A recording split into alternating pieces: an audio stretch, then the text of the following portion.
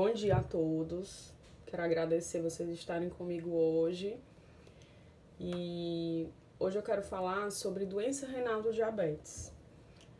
E para quem não me conhece, eu sou Sinara, sou nutricionista e trabalho com diabetes há bastante tempo, há mais de 12 anos, e não é incomum eu receber pacientes com doença renal, né, que antes a gente chamava de nefropatia diabética. Hoje é chamada de doença renal do diabetes. Eu vou já explicar o motivo pelo qual esse termo mudou.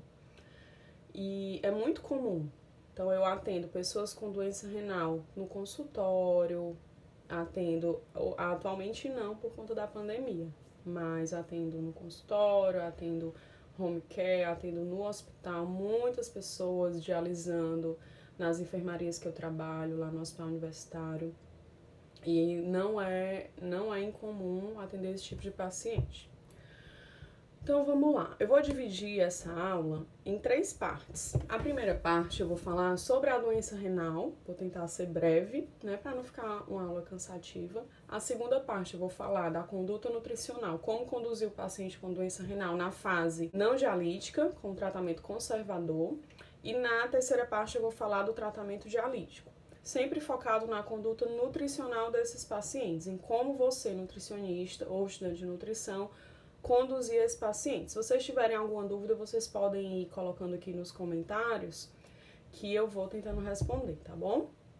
Em 2016, a Associação Americana de Diabetes, a ADA, né, que é uma das sociedades científicas que norteiam a conduta do diabetes no mundo inteiro, não só ela, nós temos várias sociedades científicas, como a Sociedade Canadense, como a nossa sociedade, a SBD, que também norteia a nossa conduta, a conduta brasileira do diabetes, e essas sociedades científicas, elas vêm trazendo o que tem de melhor da evidência científica em relação ao diabetes. Por isso que eu falo tanto nelas, porque é por onde eu me baseio e eu acho que é por onde um profissional sério deve se basear antes de conduzir o seu paciente.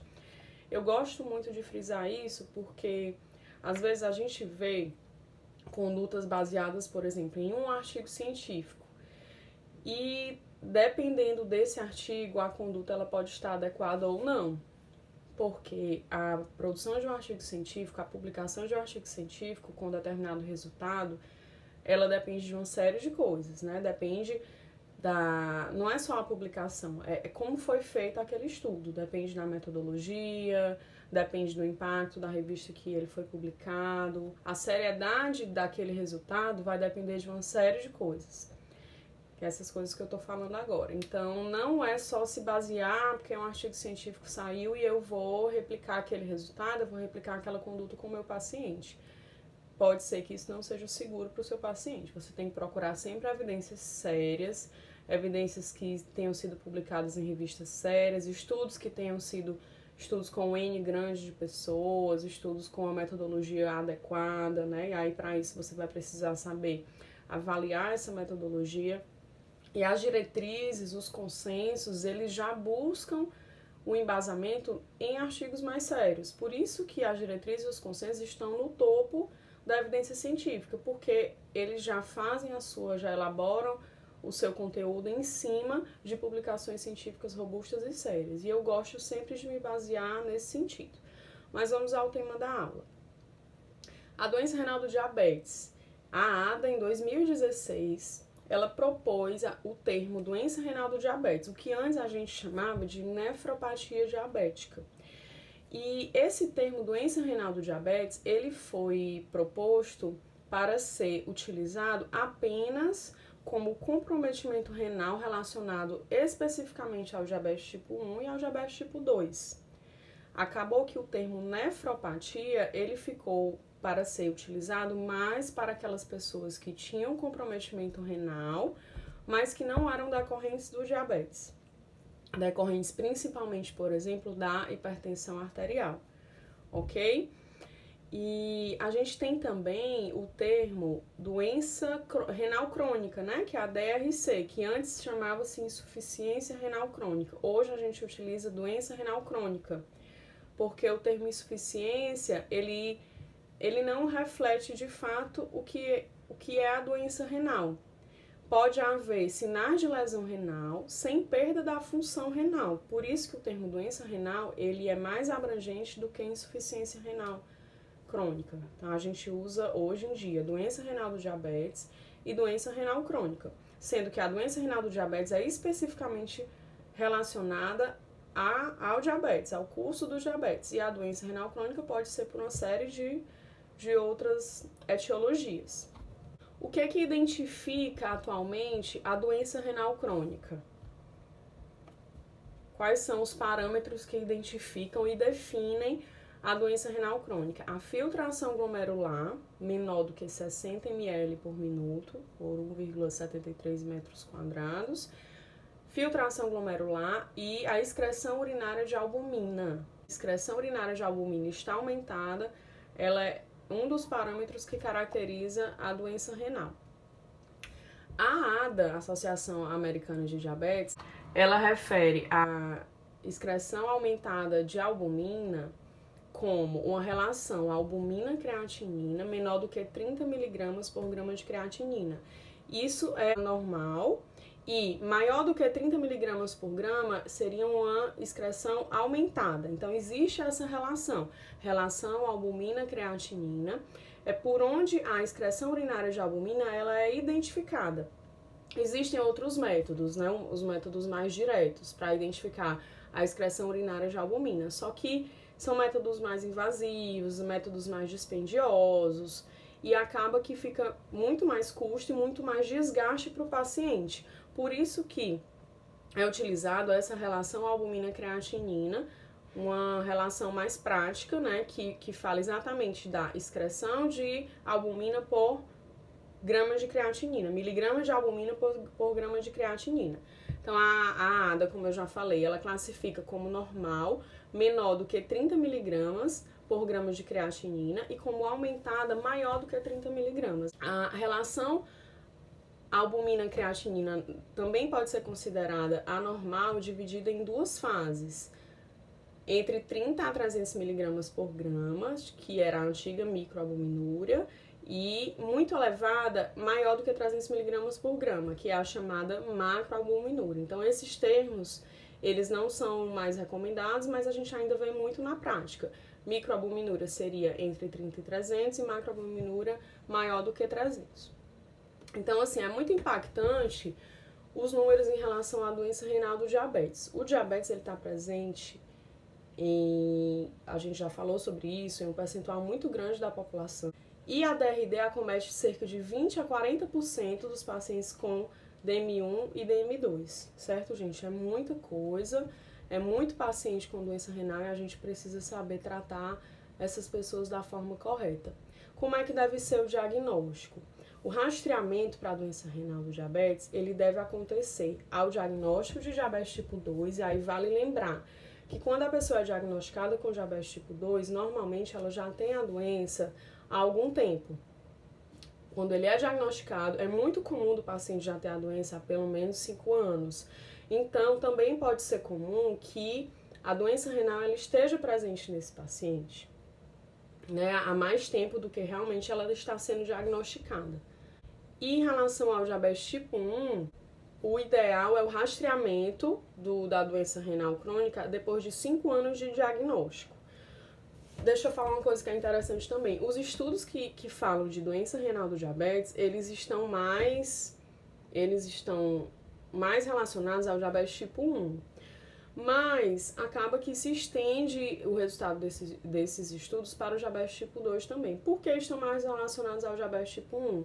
Porque o início do diabetes tipo 1 ele é mais claro, ele é mais... a gente consegue enxergar melhor o início do diabetes tipo 1, diferente do diabetes tipo 2.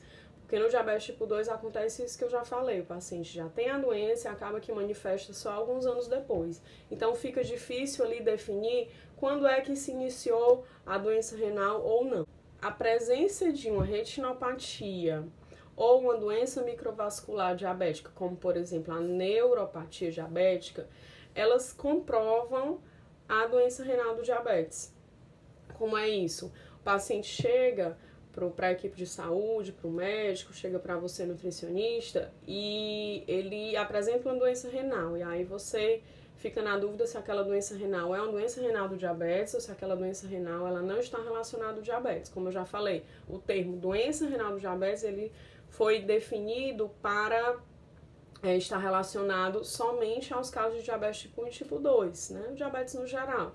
E a doença renal crônica, não. É a doença renal que está relacionada a outras etiologias. Então, se o paciente chega com retinopatia, com neuropatia diabética e também apresenta uma disfunção renal, você vai relacionar essa disfunção à doença renal do diabetes, porque outras complicações já estão presentes ali. Mas se o paciente chega com outras alterações da função renal que não são alterações próprias do diabetes, aí deve-se investigar outras causas dessa doença renal crônica. Diminuição rápida da taxa de filtração glomerular, um aumento rápido de proteinúria ou síndrome nefrótica, uma hipertensão arterial refratária, um sedimento urinário ativo presente, sinais ou sintomas de outras doenças sistêmicas, uma redução de 30% da taxa de filtração glomerular após cerca de 2 a 3 meses de uso de inibidores de enzima de conversão, os IECAs, né? Ou também depois do uso de bloqueadores receptores de angiotensina. E aí, nesses casos, deve-se investigar outras causas que não sejam diabetes. Ele apresenta uma doença renal, mas deve-se investigar outras causas. E o tratamento? O tratamento vai ser o tratamento para a doença renal crônica, tratamento nutricional. E vocês sabem quais são os mecanismos específicos da doença renal? Nós temos mecanismos que acabam levando à doença renal, que são próprios do diabetes, e temos mecanismos que não são próprios do diabetes. Primeiro eu queria falar sobre os mecanismos inespecíficos, são aqueles mecanismos que não são diretamente relacionados ao diabetes. Como é que essa doença renal ela se desenvolve? A gente tem mecanismos que chamamos de inespecíficos, exatamente por isso, porque eles não estão relacionados diretamente ao diabetes. Por exemplo, acaba se desenvolvendo uma hipertensão intraglomerular. Mesmo em pessoas com diabetes, esses mecanismos inespecíficos eles vão ocorrer. Só que eles não estão diretamente relacionados ao estado de hiperglicemia que o diabetes caracteriza, tá? Então, a hipertensão intraglomerular, uma alteração mecânica associada ao desenvolvimento de um dano renal progressivo. Essa alteração mecânica, com o tempo, ela vai lesionando ali os rins, os néfrons, os túbulos renais, vai lesionando e isso acaba desenvolvendo uma disfunção renal. Uma hipertrofia glomerular também, que se associa ao desenvolvimento de lesão glomerular progressiva, né? E essa hipertrofia glomerular, ela é uma espécie de estiramento mecânico. Os túbulos, eles vão hipertrofiando e isso lesiona. Esse estiramento mecânico da parede do glomérulo é um dos eventos capazes de iniciar um processo de dano glomerular progressivo. Não apenas na doença renal do diabetes, mas como na doença renal crônica.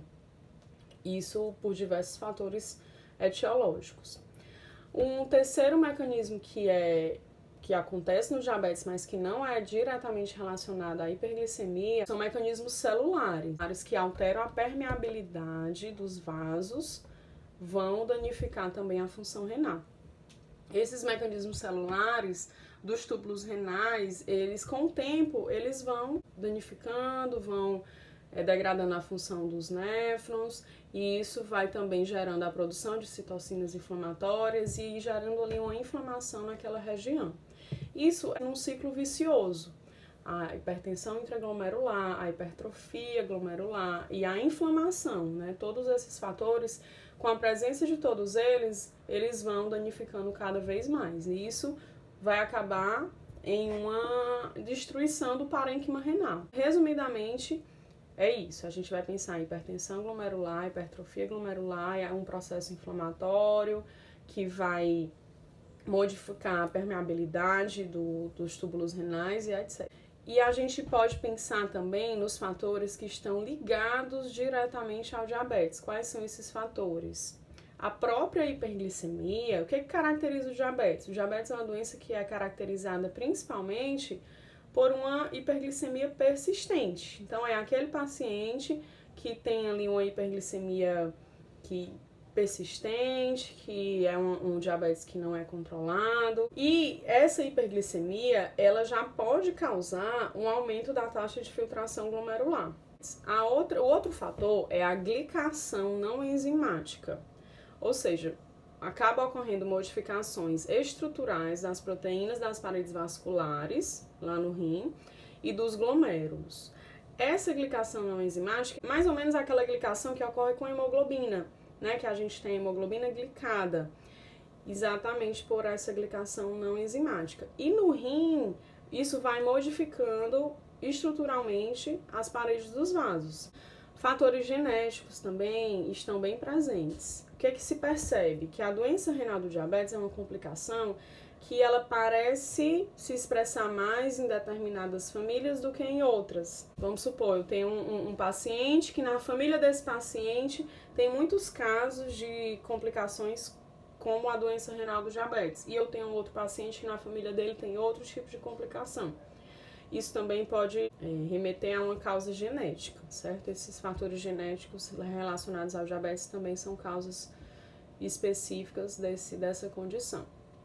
Então, em resumo, a doença renal do diabetes é um processo multifatorial que envolve uma associação complexa entre lesão mecânica, disfunção celular, inflamação e acaba tendo uma fibrose também envolvida.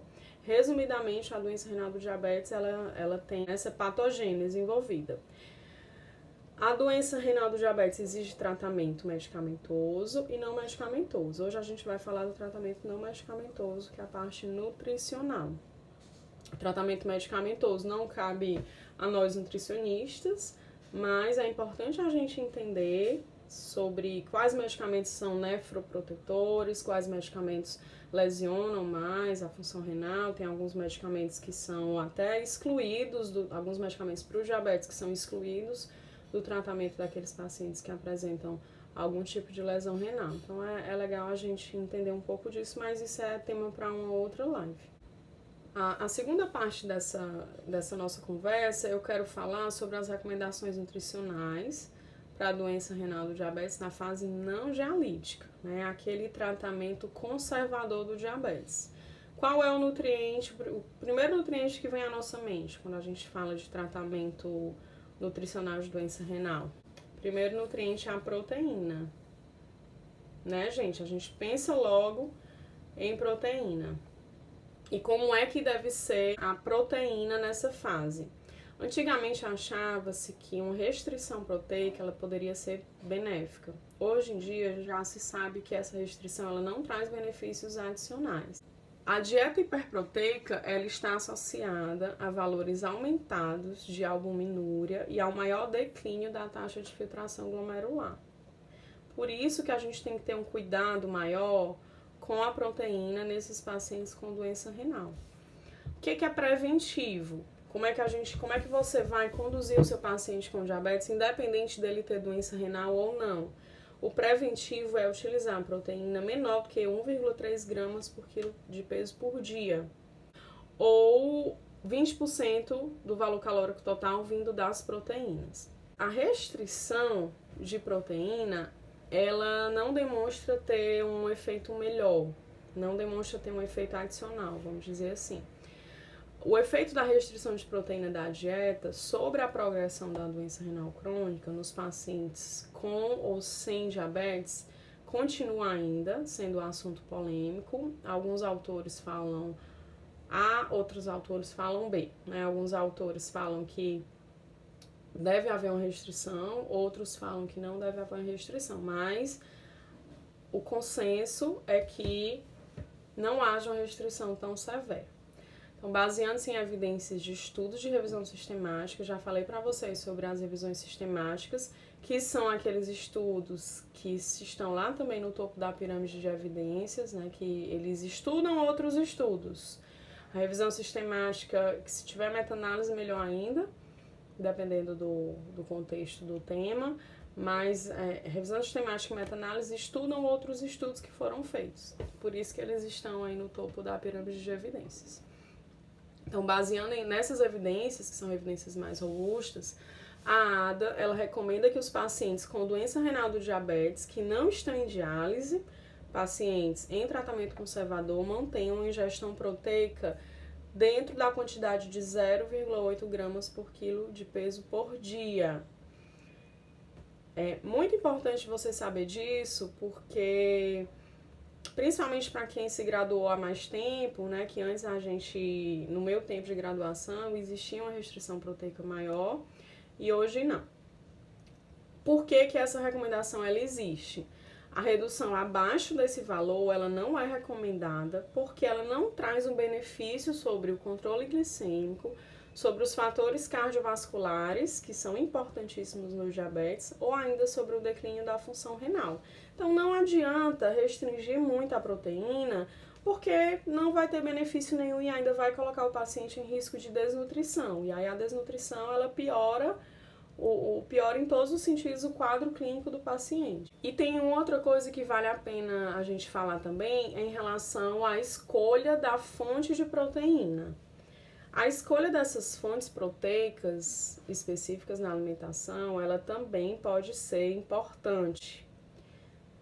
O ideal seria substituição de fontes proteicas animais por fontes vegetais, mas não completamente. Essa substituição, antigamente achava-se que a proteína animal ela deveria ser bem restrita, hoje nem tanto. Por quê? Porque verificou-se que essa substituição ela pode não ter um benefício adicional sobre os fatores de risco cardiovasculares, certo? Isso precisa ser mais explorado para ser definido. O que é que na prática eu faço? Eu mesclo fontes animais e fontes vegetais, certo? Eu acho que isso é o mais importante a se fazer, deixar em 0,8 gramas por quilo de peso e mesclar as fontes animais com fontes vegetais de proteína.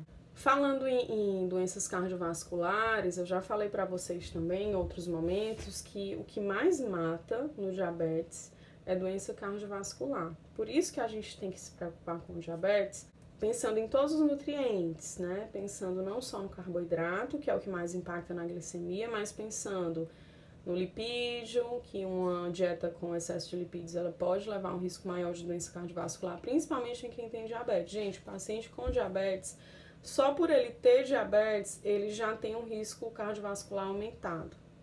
Só por ele ter diabetes. Então, por isso, ele já deve ser tratado como um paciente de risco elevado cardiovascular. Não esqueçam disso. Isso é muito importante na condução. E aí, em relação às gorduras como um todo, existe uma associação positiva entre a albuminúria, a excreção de albumina, e o maior consumo de gordura saturada. Ou seja, quem consome mais gordura saturada tem uma excreção de albumina maior. E existe uma associação negativa, uma associação inversa, com o consumo de ácidos graxos poliinsaturados e a excreção de albumina. Quem consome mais gordura insaturada, excreta menos albumina, certo? Isso em pacientes com diabetes tipo 1 e diabetes tipo 2. Ensaios clínicos com pessoas com diabetes tipo 2 e albuminúria elevada, né? Lembra da classificação de albuminúria elevada que eu já falei? Elevada entre 30 e 300 miligramas por grama e a muito elevada acima de 300 miligramas por grama. Então, estudos clínicos com pessoas com diabetes tipo 2 e albuminúria elevada e muito elevada, correspondentes à nomenclatura antiga de micro e macroalbuminúria, também já falei sobre isso. A substituição da carne vermelha pela carne de frango da dieta a curto prazo mostrou-se capaz de reduzir a albuminúria, assim como os níveis de colesterol total, fração LDL de colesterol e a apolipoproteína B. Então, talvez essa modificação, essa substituição da carne vermelha pelo frango possa ser positiva. Alguns estudos também sugerem que a suplementação com ômega 3 pode trazer benefícios sobre a função renal, mas esse efeito ele ainda não está comprovado cientificamente, assim, no sentido de não estar estabelecido como recomendação. Os estudos mostram um possível benefício com o uso de ômega 3, mas não ao ponto de ser recomendada a suplementação com ômega 3 para pacientes com doença renal do diabetes em tratamento conservador. Apesar dessa evidência crescente sobre o benefício dos ácidos graxos poliinsaturados sobre a doença renal do diabetes, principalmente sobre a excreção de albumina, não se tem essa informação de forma robusta para suplementar o ômega 3. O que é que se recomenda então, Sinara? O que é recomendado, já que eu não posso suplementar ômega 3 no meu paciente para que, visando essa proteção renal, né, e visando esse benefício dos ácidos graxos poliinsaturados. Eu vou garantir nas fontes alimentares, eu vou garantir na alimentação do meu paciente que tenha esses ácidos graxos poliinsaturados, em especial o ômega 3, né? A gente pode falar de ômega 3 e ômega 9, principalmente substituindo gordura saturada por essas gorduras poliinsaturadas. Não tem indicação de suplementação, mas tem indicação sim de se manter essas gorduras poliinsaturadas na dieta, substituindo principalmente a gordura saturada e a gordura trans. Gente, sódio. Como é que é o sódio na dieta do paciente de tratamento conservador? A restrição de sal, ela visa especialmente a redução da pressão arterial e a prevenção dos desfechos cardiovasculares. Além disso, além de proteger, né, além de prevenir a hipertensão, de controlar a hipertensão, de prevenir esses desfechos cardiovasculares, eles também podem aumentar o efeito neuroprotetor de algumas drogas utilizadas na doença renal. Ele que eu digo, a restrição de sódio, né? A limitação de sódio na dieta. O que é que a ADA recomenda? Limitar a ingestão de sódio para menor do que 1.500 miligramas por dia ou 3,75 gramas por dia de sal. O sal de cozinha ou sal dos alimentos industrializados também, né? Tem que lembrar dos alimentos industrializados. Mas algumas outras sociedades, elas são um pouco mais flexíveis. Elas orientam menor do que 2.000 miligramas por dia de sódio ou 5 gramas de sal de cozinha ou sal dos alimentos industrializados. E para atingir esses valores de restrição de sal, novamente, não esqueçam de restringir a alimentação vinda de processados e ultraprocessados, fast foods. Isso aí é extremamente importante porque são alimentos que têm um conteúdo enorme de sódio. Suplementos. O que a gente pode falar de suplementos nutricionais na fase não dialítica? Existem vários fatores que podem levar à deficiência de micronutrientes, como a diminuição espontânea da ingestão alimentar, né? O paciente que já fica mais debilitado diminui essa ingestão alimentar, e as próprias restrições impostas pela dieta. Isso pode levar a uma deficiência de ingestão de micronutrientes, mas isso pode ser compensado também pela redução das perdas urinárias e a redução do catabolismo renal de certas vitaminas e minerais. As reservas de vitamina A, elas são aumentadas na doença renal crônica, por isso a gente tem que ter cuidado para não colocar muita vitamina A e principalmente não suplementar a vitamina A nesses pacientes. A suplementação de ferro, ela pode ser necessária para alguns pacientes, dependendo do perfil, especialmente quando eles fazem aquela reposição de eritropoetina. As recomendações de vitaminas hidrossolúveis e de oligoelementos, elas são semelhantes à da população em geral. E existem algumas evidências de deficiências de piridoxina, mas não se sabe se é necessário suplementar a piridoxina nesse perfil de pacientes, né? Lembrando que eu estou falando do paciente em tratamento conservador, paciente com doença renal do diabetes em tratamento conservador, que não está na fase dialítica. Alguns padrões dietéticos, por exemplo, o nosso padrão dietético, o padrão alimentar ocidental, está relacionado com a doença renal do diabetes. Essa dieta ocidental, caracterizada pela aumentada ingestão da proteína animal, gordura saturada, muito sódio, muito açúcar, esse padrão alimentar está associado a doenças crônicas como um todo, como hipertensão, diabetes, independente de ser a doença renal do diabetes, ele está relacionado ao diabetes, e a maior frequência de fatores de risco cardiovasculares. e, em consequência, também vai comprometer a função vascular renal, né? Então, padrões alimentares que têm menos essa relação com gordura saturada, com sódio, como, por exemplo, o padrão dietético do Mediterrâneo, a dieta do Mediterrâneo e a dieta DASH, eles têm sido recomendados para esse tipo de paciente, para proteger a função renal desses pacientes com doença renal do diabetes. Aí a gente pode se perguntar, é possível seguir um padrão mediterrâneo aqui no Brasil com os nossos pacientes? Eu acho que seguir o padrão integralmente, né, seguir uma dieta do Mediterrâneo de forma integral, como a gente sabe que deve ser a dieta do Mediterrâneo, talvez não dê 100%, mas eu acredito que a gente consegue implementar, sim, alguns pontos da dieta do Mediterrâneo com os nossos pacientes. Eu acho que dá.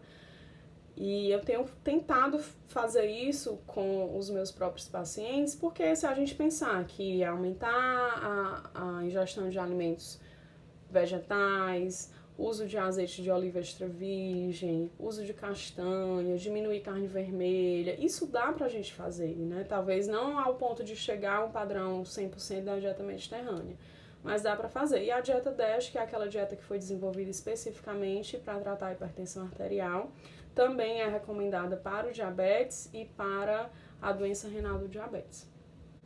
Lembrando que tudo isso tem que ser muito individualizado. Nada no diabetes é engessado, tudo tem que ser individualizado, dependendo das necessidades nutricionais de cada um.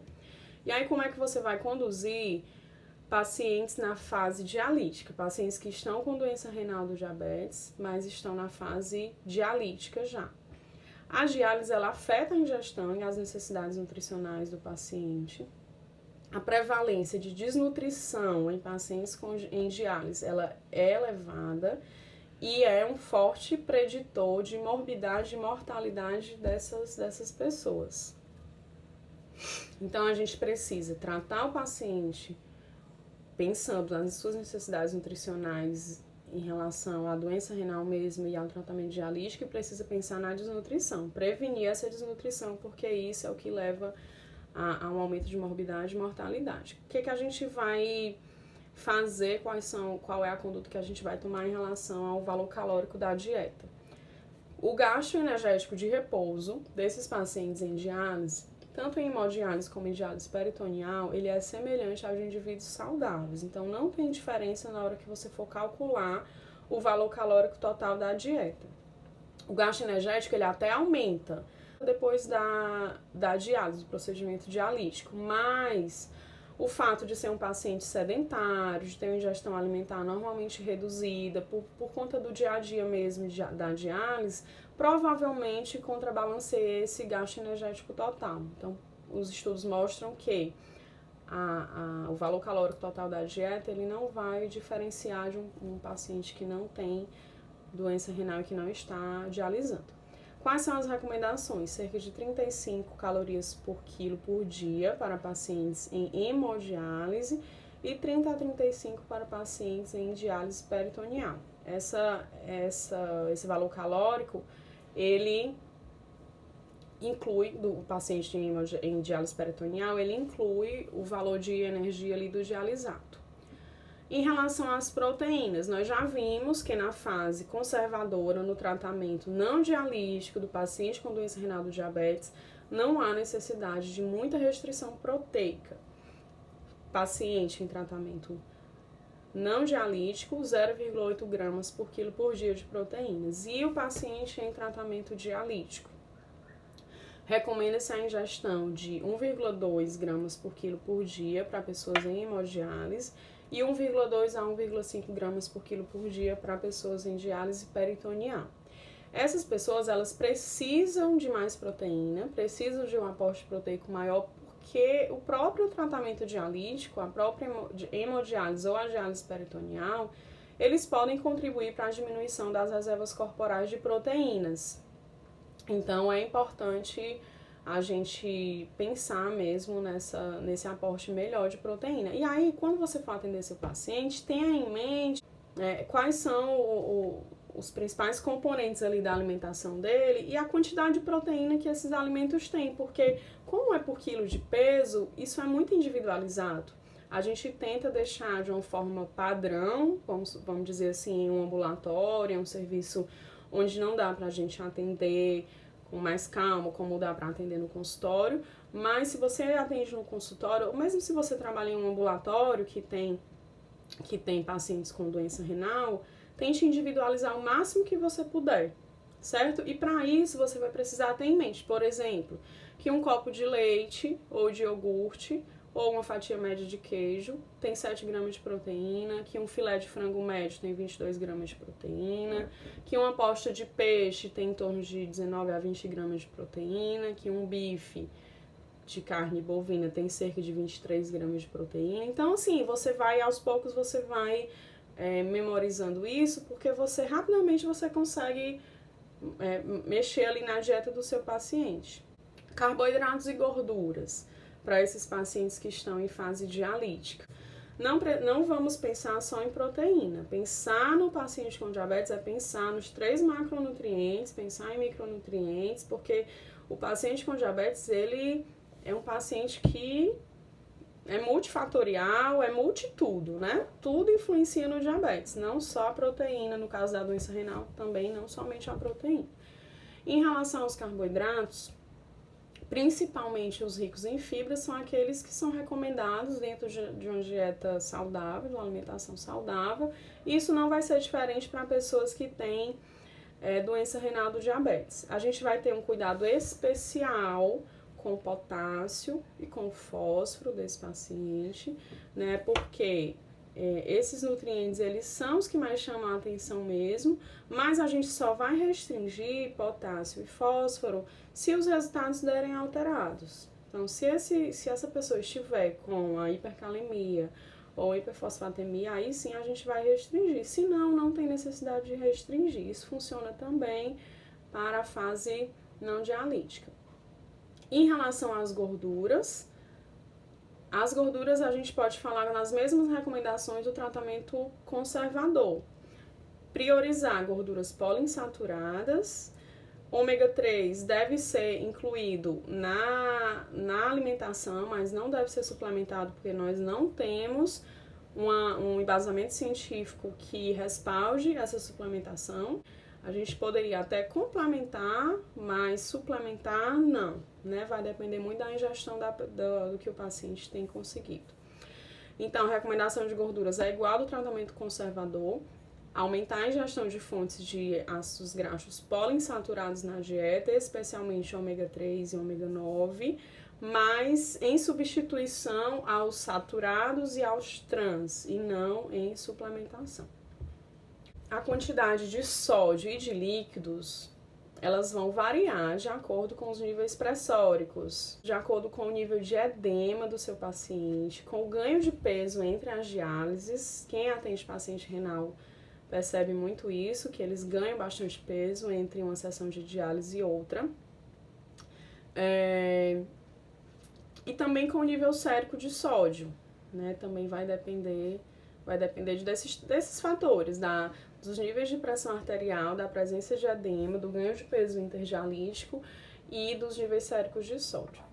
Nos pacientes em hemodiálise, a ingestão de sódio e de líquidos ela é controlada para que o ganho de peso interdialítico entre as sessões de diálise se mantenha em torno de 2 a 5% do peso corporal. Guardem esse valor.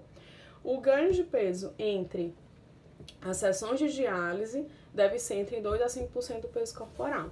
Já nos pacientes em diálise peritoneal, se houver controle na ingestão alimentar de sódio, não há necessidade de restrição grande de líquidos. Eu já atendi pessoas em diálise peritoneal e, de fato, eles têm uma liberdade muito maior. A experiência que eu tive com diálise peritoneal foi essa. Eles têm uma liberdade na dieta maior, podem ter uma ingestão maior de proteína, e eles têm também uma ingestão hídrica muito maior, que acaba que melhora muito a qualidade de vida deles. Porque uma das principais queixas é essa questão da hidratação. Eles reclamam muito que não podem consumir, não podem ingerir água como antes, né? Isso aí realmente é importante. Recomendação de sódio entre 1.000 a 1.500 miligramas por dia, sendo de sal, cloreto de sódio 2,5 a 4 gramas por dia. Não utilizar o sal light, isso é importante, porque o sal light ele é rico em potássio, então não recomendem sal light para os pacientes em diálise.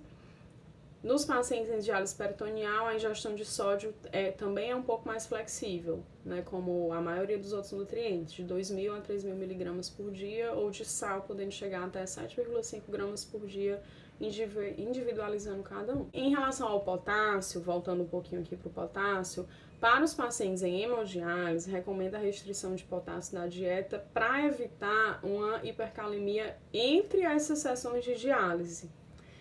E isso, quando a gente evita o aumento de potássio sérico entre as sessões de diálise, a gente diminui o risco de arritmias. Então, isso é o principal motivo da gente restringir o potássio. Mas essa restrição, como eu já falei, ela vai ser de acordo com os exames laboratoriais do seu paciente.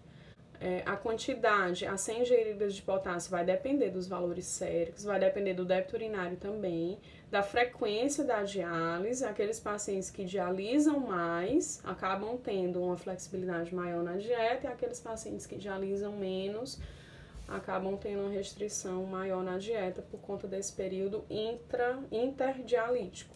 Em relação aos suplementos, para a gente fechar e dar uma olhada aqui nos comentários. Em relação aos suplementos, recomenda-se a suplementação de vitaminas hidrossolúveis para pacientes em hemodiálise. Isso é importante ser dito também, porque tem perdas, essas vitaminas elas têm perdas muito significativas durante o procedimento dialítico. E as vitaminas lipossolúveis não se recomenda suplementar, principalmente a vitamina A, que eu já falei que a vitamina A ela acaba que se acumula mais. A vitamina D tem uma discussão em torno da vitamina D, se deve suplementar ou não, mas as outras vitaminas lipossolúveis é consenso que não se suplemente.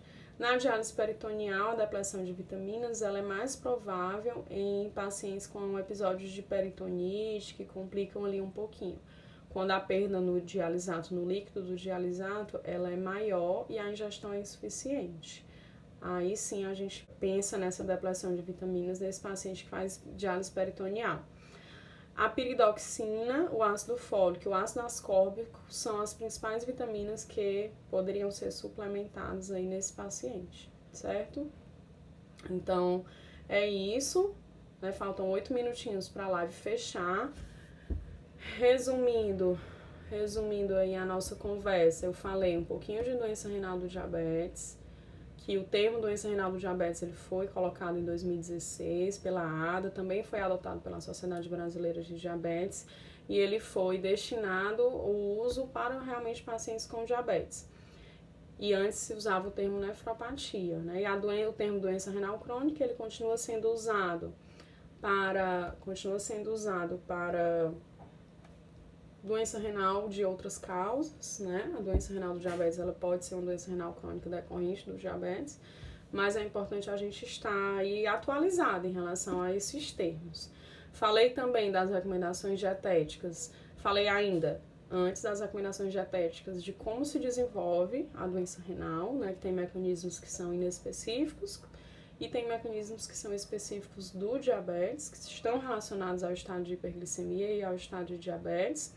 Falei das recomendações nutricionais para o paciente na fase não dialítica, como é que você vai conduzir esses pacientes na fase não dialítica, tratamento conservador da doença renal do diabetes. E, por último, como é que você vai conduzir o paciente na fase dialítica.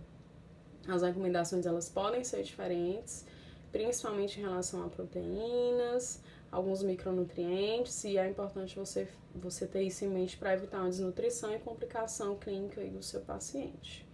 E lembrar que a abordagem ela sempre vai ser individualizada, sempre deve ser individualizada. Você vai olhar para o seu paciente como ele sendo único e você vai identificar as necessidades dele, né, daquele seu paciente. Isso você vai ver que na prática faz diferença. E eu quero agradecer a todos que estiveram aqui. Eu vou deixar a live salva para quem quiser acompanhar depois. E é isso, a gente vai ficar se vendo provavelmente toda quarta-feira, né? Eu vou ficar tentando fazer lives toda quarta-feira. Pode ser que modifique esse horário e esse dia da live, porque depende da minha escala lá no hospital, depende do meu filho, se ele vai estar dormindo ou não. Depende do apoio que eu tiver aqui em casa. Mas assim, eu vou tentar fazer pelo menos uma live por semana. Né? A gente já definiu os 4 temas das próximas lives. Um era esse. O outro era educação nutricional, a educação em diabetes, que aí eu vou focar na parte nutricional. O outro tema era um caso clínico real de DM1, que eu atendi recentemente, eu acho que vale a pena compartilhar, e gastroparesia diabética. Então, são os temas das próximas lives. Se eu conseguir fazer mais de uma live por semana, eu aviso a vocês no grupo do Telegram, e quem não tiver ainda no grupo do Telegram, clica lá na bio do meu Instagram, tem um link lá na bio, e entra no grupo do Telegram, que lá eu compartilho mais coisas, tá bom? Gente, muito obrigada! E um beijo grande, se cuidem, fiquem em casa e a gente vai se falando. Falem comigo no direct do Instagram ou nos comentários que eu vou respondendo as dúvidas de vocês, tá certo? Um beijo e um ótimo dia!